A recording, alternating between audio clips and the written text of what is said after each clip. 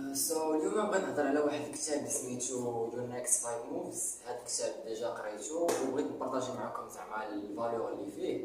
دونك هاد الكتاب كاتبو واحد البيرسون سميتو باتريك بيت-ديفيد. I challenge anybody to do the following. Take 4 subjects: sales, negotiation, human nature, and money. For top star. Read any book that's above 4-star, 25 of them. 400 reviews on sales. 2 years. Obsess over doing that for 2 years. You do it, you come back to me, nothing changed, I'll fund the whole cost that you had.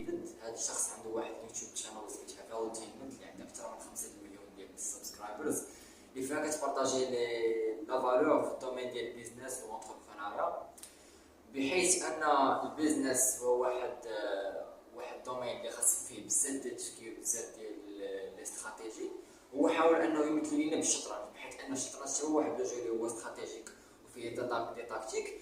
دونك بالنسبه ليه هو كيبان ليه ان اون بيرسون اللي هي اماتور في الدومين ديال البيزنس كتقدر تميتريزي غير 1 حتى 3 ديال لي موفمون، وعاوتاني اون بيرسون اللي هي برو كتميتريزي 5 ديال لي موفمون، اون بيرسون ماستر كتميتريزي 10 ديال لي موفمون، ومن كروند ماستر كتميتريزي 11 ديال لي موفمون. دونك هو في هذا الكتاب هذا غادي يحاول انه بحال ما قلتي يعلمك كيفاش تولي برو في الدومين ديال البيزنس والانتربرونيا باعتماد 5 ديال لي موفمون بالنسبه ليه. واول موفمون اللي هي master the ability to know yourself، يعني خاصك اول حاجه تعرف راسك وتعرف فين باغي توصل. دونك والا بغيتي توصل لشي حاجه خاصك اصلا تبدا تخدم وتتعامل كانك ديجا بديتي، كانك وصلتي لذاك النيفو اللي انت باغي توصل ليه. دونك هذا هو الشابيتر الاول، يعني خاصك وكل شابيتر يعني كل مو في دوزو شابيتر، يعني ما نقدرش نهضر فيهم في اون سول فيديو ديال 5 دقائق ماكسيموم، نكون نخليك تكتشف من بعد ما تقرا الكتاب.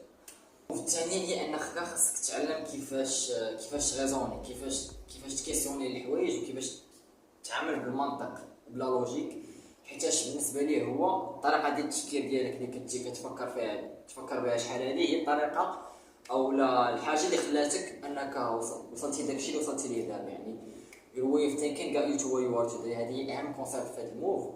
الموف الثالثه هي ماستر بيلدين ذا رايت تيم، يعني خاصك تماستري كيفاش تبني واحد الفريق اللي يكون غادي في نفس لا فيزيون ديالك وعندهم نفس المايند سيت ونفس لي برينسيپ ولي ستاندار. واللي من اهم لي كونسيبت فيه هي انك تكون سلو تو هاير اند فاست تو فاير. يعني الا كشفتي واحد الشخص شفتي فيه بوتونسيال انه يقدر يعطي في ديك الشركه او في داك البروجي اللي انت خدام عليه، خذ وقت معاه عاد باش اكسبتيه يدخل معاك في البروجي. والعكس صحيح، الا كان دخلت شي شخص دخلتيه وديجا كان زعما كشفتي بلي كيدير شي حوايج اللي هما كيعرضوا لي برينسيپ لي ستاندار ديالك، ما تاخذش وقت بزاف معاه وما تخدمش معاه العاطفه، باسكو الا بقى كيعاود داكشي كيبقى يتكرر داكشي غادي يولي كونتيجيس، يولي كيعادي الناس الاخرين والناس فهمتي ما غاديش يبقاو يحترموك. يعني الا كنتي كتبقى تسامح بزاف فشي حوايج اللي ما كيعرضوا لي ستاندار ولا البرينسيپ ديالك ما غاديش يبقاو يحترموك. دونك طردوا ايميديات. الرابعه هي ماستر ذا استراتيجي تو سكيل، يعني اي حاجه خاصها ديتيها خاصك تجي واحد الوقت فاش كتربي واحد المومنتوم وواحد النيفو خاصك انها تسكيلي ما تبقاش غادا في نفس النيفو. ومن اهم الكونسيبت اللي في هذا الشابتر ولا في هذا الموف هي ان شي بيزنس كيفشل بجوج ديال لي غيزون. يعني ان كيفشل الا كان كيكبر بواحد الطريقه اللي هي كبيره، واحد الطريقه اللي هي اكسبونونسيال، يعني ما تبقاش قادر انك تتحكم فيه، او لا ما كيكبرش كاع نهائيا. موف ولا خامس شابتر اللي كاين في هذا الكتاب هو ماستر باور بلايز. يعني كيفاش انك تكون واحد الشخص اللي كيولي قوي في الدومين ديالو، كيقدر يربح اي واحد في الكومبيتيسيون، يعني كيولي هو الليدر او لا هو المونوبول في هذاك البيزنس اللي كيدير.